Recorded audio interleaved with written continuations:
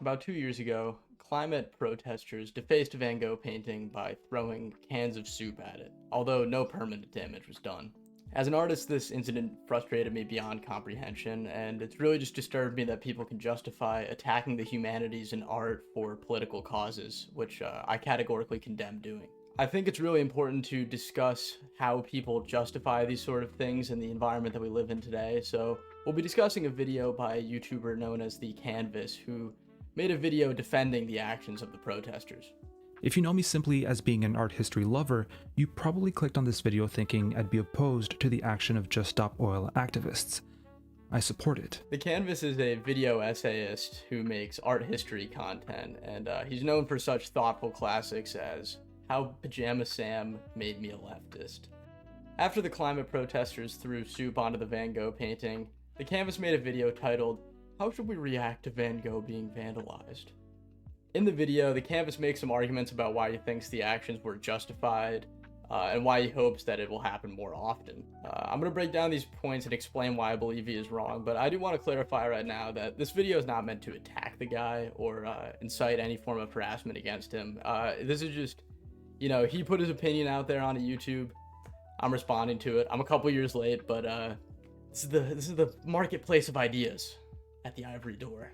Firstly, The Canvas argues that the protesters achieved their goal of being seen by the public, which is something that's increasingly hard to do in the modern age. These comments are evidence that the action worked at capturing people's attention, which in our world becomes increasingly difficult. No matter how you frame it, he is correct in his assertion. They were seen. I'd argue that this isn't really a valuable accomplishment, though.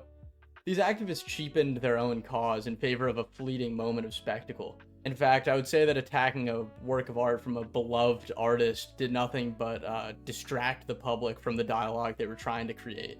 It completely shifted the discussion away from climate activism to just discussing how stupid of a form of activism it was. The Canvas even proves this fact when he reads the comments on the footage, in which no one is talking about climate change. They're just discussing how stupid the whole thing was, because it is stupid to attack a fucking painting. Why do the people that have achieved nothing tear down the achievements of others so readily? That will certainly help the climate. Sometimes these people do the most stupid and pointless things that have nothing to do with climate activism. The discourse at this time largely just consisted of people criticizing their actions while completely ignoring the actual message behind it. Secondly, The Canvas references British suffragette Emmeline Pankhurst as a way to justify the climate protesters' behaviors.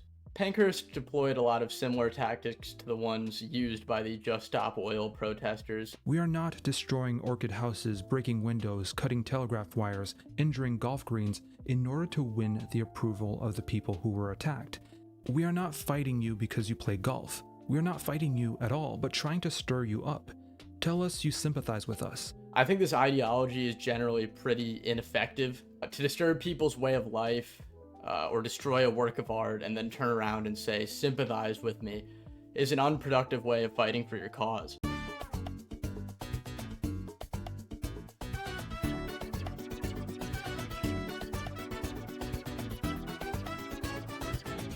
When angling for the sympathies of the public, you should be creating something or doing something productive. There's no accomplishment in attacking a work of art other than making your movement synonymous with destruction and annoyance. The Canvas goes on to claim that since the art was not damaged, there's no downside to this behavior. First, there was no damage done to the painting. He contradicts himself afterward by saying that he hopes this form of protest occurs more in the future. More and more, this kind of action will happen, will need to happen, and we need to support it. Surely if someone was going to attempt to recreate this form of protest, it would not be guaranteed that the art would be protected. For example, when protesters attacked a painting in Cambridge last March, they actually did succeed in destroying it. I think what people like The Canvas and those protesters don't realize is that these actions degrade your soul. To terrorize people, to vandalize great works of art, to act like this is just a means to an end, is extremely antisocial and selfish behavior. In this time of hyperpolarity in politics and culture, it is easy for one to believe that anything they do in favor of their political cause is correct. This is seen on both sides of the aisle, and disruptive political organization has become a pretty irritating fact of life.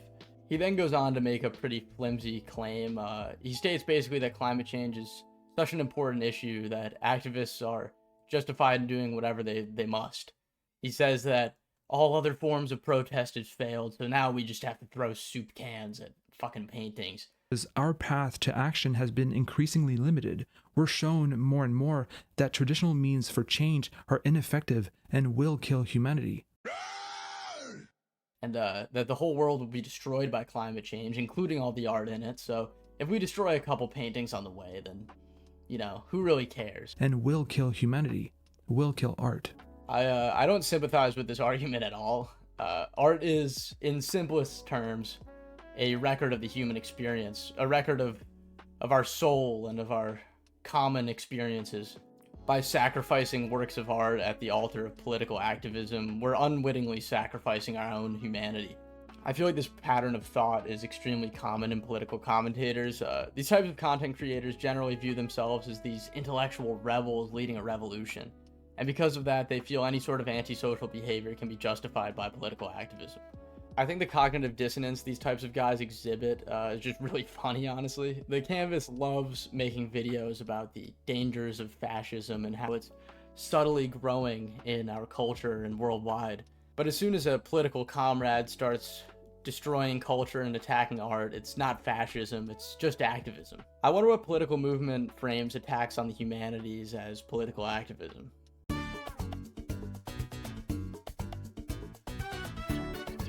At the end of the day, it's much more difficult to create something to fight for your cause. The climate activists who threw soup on the painting could have spent their efforts creating something like a documentary or an essay or a painting or anything else to argue for their cause. You know, they could actually create something that touches the public. Acting like a destructive child in public does not convince me of a cause, nor does it effectively communicate the importance of the cause. The most frustrating part of this is that I agree on paper with their cause. You know, I understand that climate change is a very serious issue and it's one that is not talked about nearly enough in the public discourse. But attacking art or blocking people from getting to work on their commute is a symptom of a self-serving ideology, and it does nothing but distract from the actual issue at hand. Why would someone go through the effort of writing a book or producing a documentary that argues their ideas when it's much easier to just go attack a random person's piece and demand that they solve it instead? You could slather this form of activism in as much self-aggrandizing language as you want, but that doesn't change the fact that it doesn't work. You know, it's 2 years later, and I mean, I could look back and say that, you know, there was no discourse caused about climate change in that. It did nothing. It didn't change anything. What those people didn't help, nor does it actually start a conversation on climate change. And my encouragement to young people who are watching this is simple. Don't listen to people like the Canvas. Try your hardest to create something and to make a difference in a way that's productive and meaningful and lasting. You know, don't let these jaded activists encourage you to sell your soul by destroying art or hindering the lives of everyday people. Go out and create something. You know, you could fight for what you believe in a way that's productive and that starts a conversation and that has a lasting effect on people's hearts and minds. And I can tell you right now, attacking a work of art doesn't help your cause, and it certainly won't get people to talk about your cause. It'll just get people to talk about you, which I think is the root of why these people did this. You know, it's really just pathetic. Yeah, that's all I have to say. Go out there and do something worthwhile. I'm the Ivory Door. We have a Patreon you could subscribe to. We try to live stream here regularly. You can tune into that. You can follow us on Twitter. All those are in the links in the description. Thank you. Have a good day.